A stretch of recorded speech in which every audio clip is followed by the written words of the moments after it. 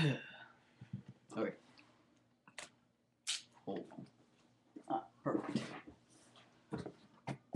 Okay. Ta-da. Okay, here's our brake spool. Okay.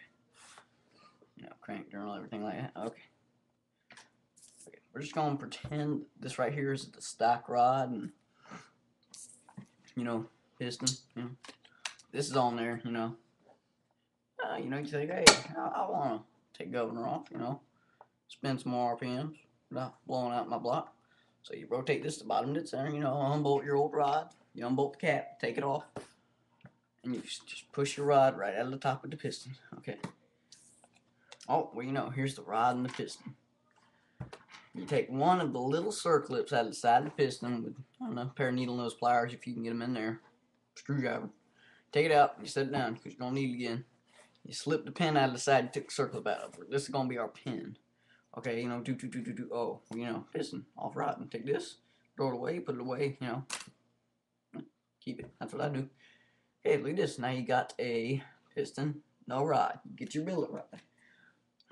This gets to be the billet rod. I got a rod to work with. Say, I'm working with what I got. Use your imagination. Put your piston on it, and you slip your pin through. Put your circlip back in. Okay. You put your bearing shell that goes on there, and it's got a tab, a little tiny tab sticking out on it that will align with another little indent in the rod, and you slip it in there, and you line up the oil hole that's drilled through the bearing and the oil hole in the rod. Okay. Once you've done that, you slip your rod in. Rotate the crank top dead center so the journal meets up with the end of the rod, and then put your piston in, the ring compressor, whatever you want to use. Once that's in, while pushing down on the piston, rotate this to bottom dead center so the rod journal stays on. Your bearing shell don't try and fall out.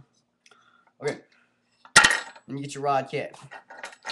If you're using an arc rod, there is a right and a wrong way to put it in, because I believe almost all the arc rods for these engines had the oil dipper that's like that, and pretty sure the oil dipper's got to be the thing that's going there, hitting the oil first.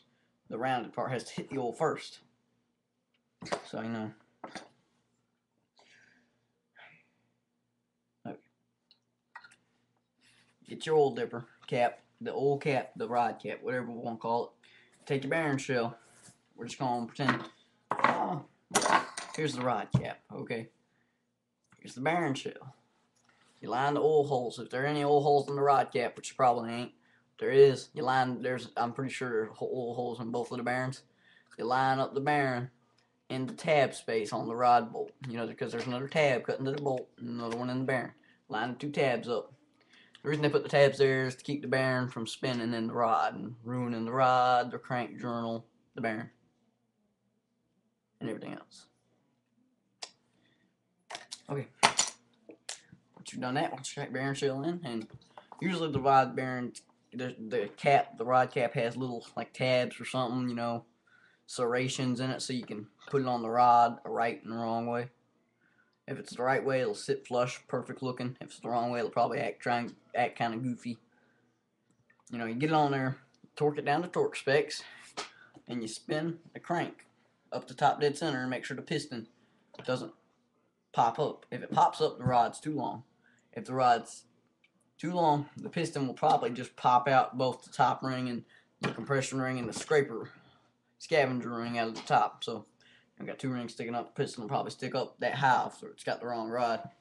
The wrong length of rods to use are, it's a stock engine, just get a normal stock size rod, which is 3.870.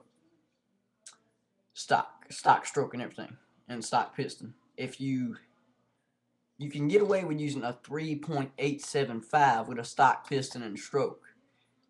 It might up your compression a little bit, but hey, who doesn't like more compression? Too long of a rod's like a 4.475 or something. That's too long. With that, your piston would pop up and it would be stuck. You have to have a special piston for the long rods.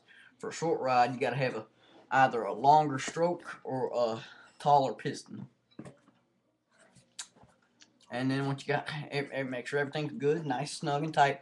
Oh, and while assembling, you either want to use assembling lube or, you know, just like have a little bucket of 30 weight oil, dip your bearing shells and your rod in it, and your,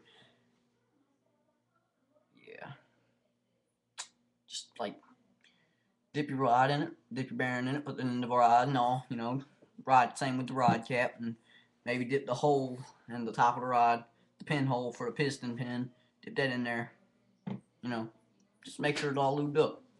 Maybe rub a little bit on the crank journal because it'll start dry. I made a mistake of doing that once. Luckily, I caught it and I just took the engine and I shook it up, but hey, you don't want to start dry ever. So, lube it up. Lube.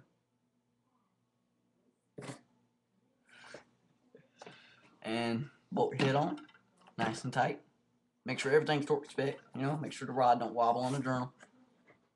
And ride it. Have fun. Whee! Okay, that was a pretty long video. Hope this helped. This is for G-Bones. Out in Rhode Island, I think.